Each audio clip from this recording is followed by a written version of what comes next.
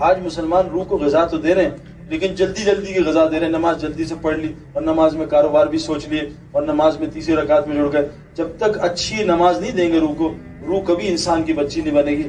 آج نمازی سوال بنے ہوئے لوگوں کے لیے کہ جو یہ نمازی ہیں یہ دن کے معاملات خراب ہے. کیوں کہ نمازی تو ہے لیکن ایکسرسائز والی نماز کر رہا ہے، عبادت والی نماز نہیں کر رہا ہے. جس دن عبادت والی نماز ہوئی، عبادت والی نماز کیا ہوتی ہے؟ چاہے ہاتھ یہاں رکھیں چاہے نیچے رکھیں، کچھ نہیں ہوتا اس سے.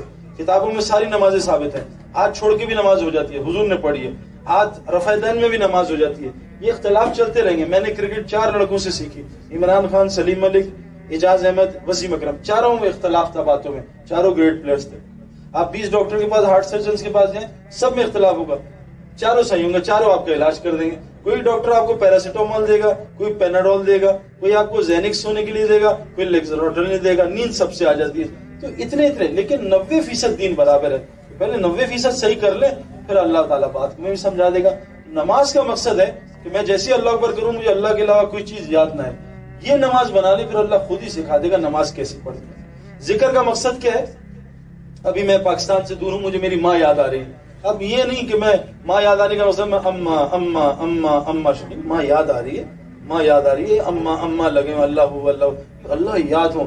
میں کہیں غلطی سے میں کلب میں چلا جاؤں تب بھی مجھے اللہ یاد آ جائے، کہ میں غلطی سے لڑکی کو دیکھ لوں تب بھی مجھے اللہ یاد آ جائے. جیسے کیمرے نظر آتے ہیں نا، یار آہستہ کرنا، یار کیمرہ ہے، ایسا نظر آتا ہے کیمرہ، بریکیں لگ جاتی ہیں.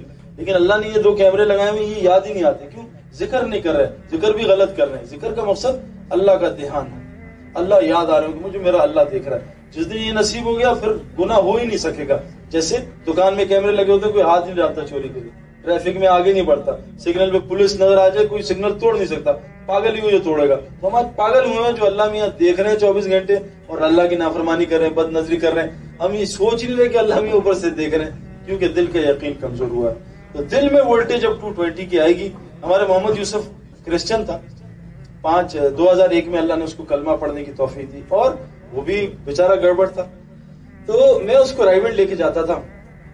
میں نے اسے کہا تو جب کہے گا میں تجھے چرچ لے کے جا، میرے ساتھ، میں تیرے ساتھ چرچ چلوں گا، تو رائیونڈ چل. انہوں نے کہا سعید بھائی کوئی نہیں میں چلوں گا. میرے بچپن کا، چھوٹے بھائی کا بچپن کا دوست تھا. رائیونڈ لے گیا کیونکہ انسان پانی کا بنا ہے. 80% ہمارے اندر پانی ہے. پانی ماحول کا اثر لیتا ہے. آج ہم دین ٹی وی پہ سیکھنا چاہتے ہیں. ٹی وی پہ دین نہیں، نالج آئے گی، دین نہیں آئے گا. کرکٹ مسجد میں نہیں سیکھ سکتے، گراؤنڈ میں جانا پڑے گا.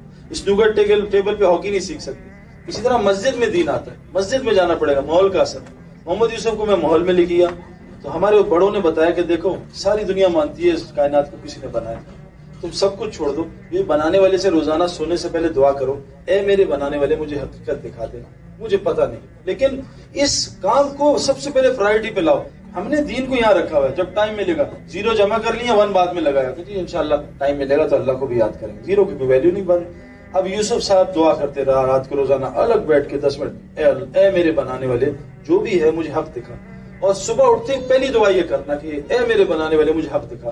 7ویں مہینے میں اللہ نے یوسف کو ایسا خواب دکھایا، خواب میں سب کچھ دکھا دیا. کلمہ پڑھ کے مسلمان